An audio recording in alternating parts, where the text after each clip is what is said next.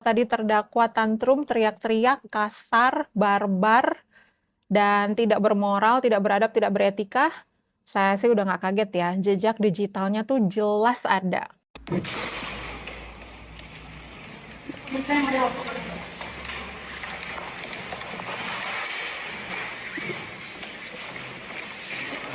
Sebenarnya kan udah diingatin sama Kak Fitri Salhuteru bahwa si terdakwa ini pasti akan banyak dramanya.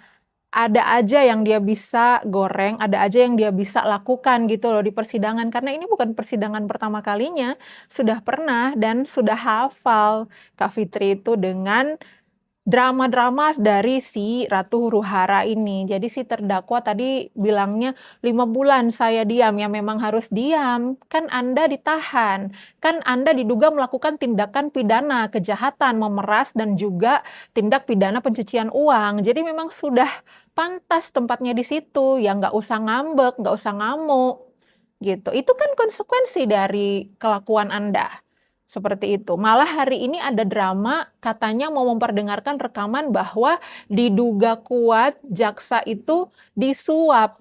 Drama mulu dari persidangan ke persidangan, tapi semakin begini akan semakin terbuka. Harusnya tadi diputarkan saja dengan jelas, lalu publik bisa menilai. Ini semakin hari semakin kelihatan bahwa terdakwa ini dan penasihat hukumnya itu tidak berusaha untuk memenangkan sidang, tetapi berusaha untuk memenangkan opini publik.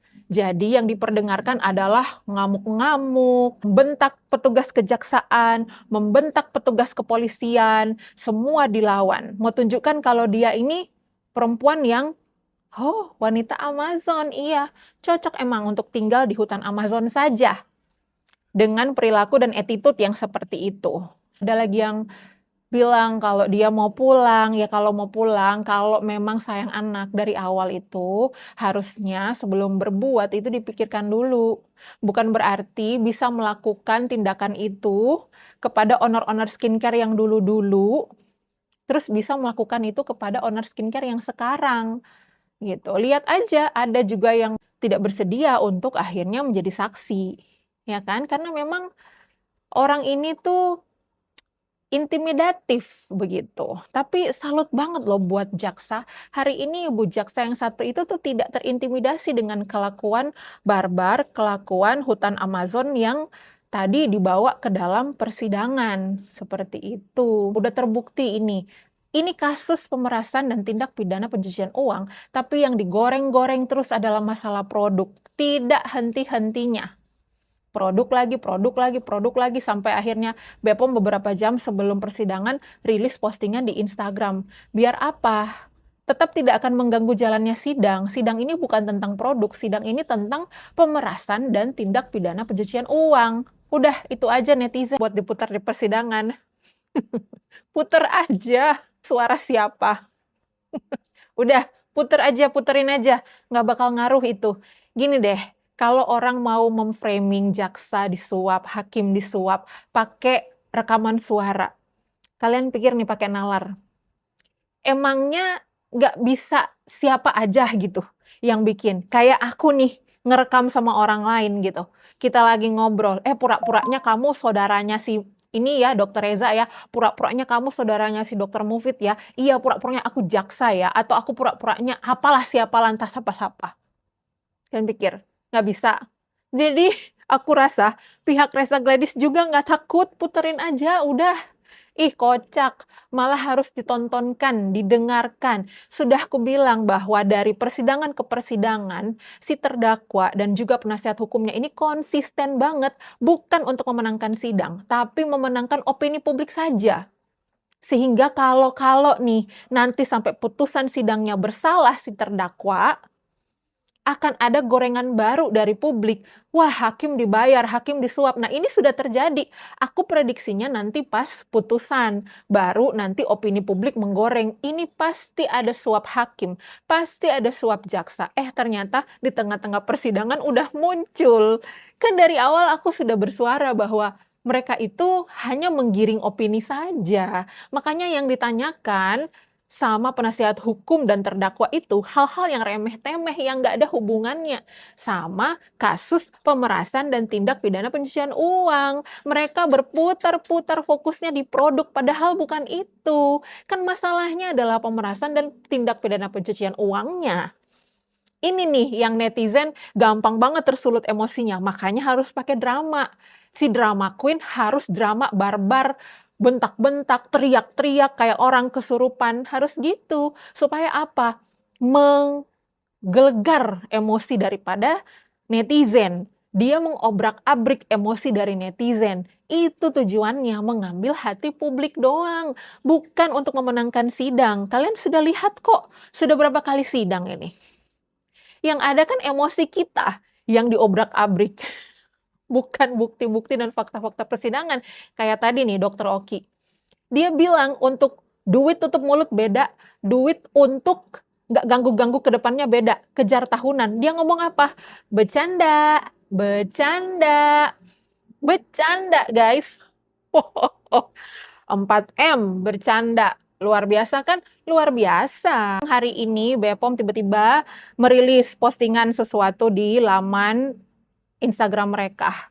Tiba-tiba macam kejar tayang, buru-buru memposting berita ini. Nah, aku akan bahas itu, tapi disclaimer dulu, persidangan ini terjadi karena ada dugaan pemerasan dan tindak pidana pencucian uang. Jadi ini bukan tentang produk. Ya udah, yuk kita bahas tentang rilis BPOM. Siaran pers BPOM yang dikeluarkan di tanggal 12 November 2024 tentang apa?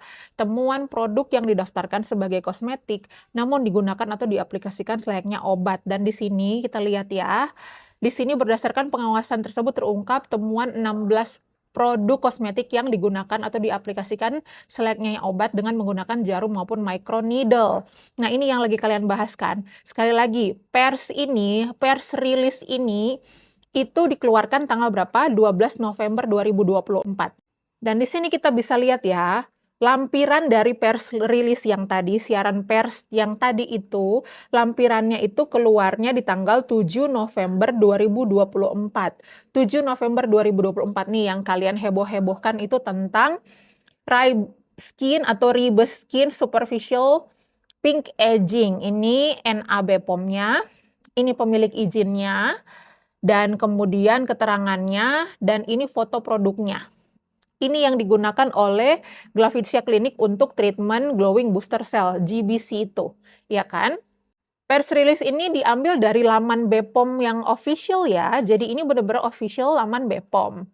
Dan di Instagram BPOM yang resmi, yang centang biru juga dikeluarkan postingan yang sama. Tapi agak sedikit lebih mundur, yaitu di November 26, 2024. Tapi masih di bulan yang sama, which is November 2024.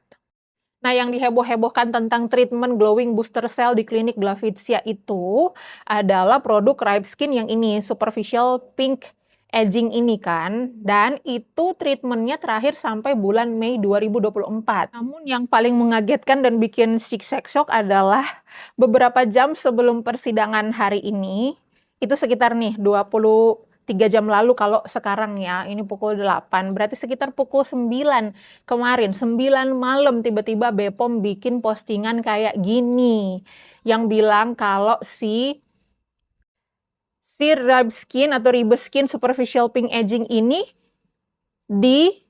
dibatalkan izin edarnya itu di 2 Februari. Nah, di jam itu, di jam 9 malam kemarin itu, tiba-tiba BPOM merilis ini lagi, bikin postingan gitu. Tiba-tiba, suddenly, mendadak, kayak kejar tayang, tulisannya sejak 2 Februari 2024, BPOM telah membatalkan izin edar produk Ribeskin Superficial tanggal 7 November. 7 November dirilis. Jadi, dikeluarkan, dirilis, dikasih tahu pemberitahuannya bahwa izin edarnya dicopot itu tanggal 7 November. Tapi di sini berubah jadi 2 Februari 2024 dan itu beberapa jam sebelum sidang hari ini. Mencurigakan nggak sih ini? Maksudnya ada apa? Kenapa tiba-tiba berubah? Kenapa tiba-tiba berubah begitu di persidangan saksi dari Glavicia yang mewakili manajer dan juga bahkan Dr. Reza Gladys sendiri itu memberitahu kronologinya bahwa treatment itu terakhir di bulan Mei 2024. Kalau treatmentnya si Glavicia itu di bulan Mei terakhir 2024, harusnya kalau BPOM merilis secara resmi di laman asli website officialnya mereka itu tanggal 12 November 2024, berarti Glavicia itu masih menggunakan produk yang masih BPOM dong, yang izin edarnya masih ada. Seperti itu. Ini juga kalian lihat lampiran yang tadi itu keluarnya tanggal 7 November. Ya meskipun ini lebih cepat, tapi tetap aja masih bulan November. Terakhir mereka treatment, ingat ya, Mei 2024. Ini keluarnya 7 November 2024. Jadi saat itu masih mengantongi izin edar BPOM. Ini lagi diingatkan di laman Instagram official mereka, November 26, 2024. Jadi tetap aja mau November 26, 2024, bulan Mei 2024 itu masih sebelum ini dirilis. Nah, kembalikan kepada kalian netizen, kalian lihat apakah BPOM ini konsisten ya. Ini di tanggal 12 November 2024 mereka rilis secara resmi mengumumkan produk-produk yang lain yang benar-benar ditarik izin edarnya, tapi kemudian tiba-tiba berubah di hari kemarin, beberapa jam sebelum persidangan. Gimana nih menurut kalian guys? Silahkan di komen-komen.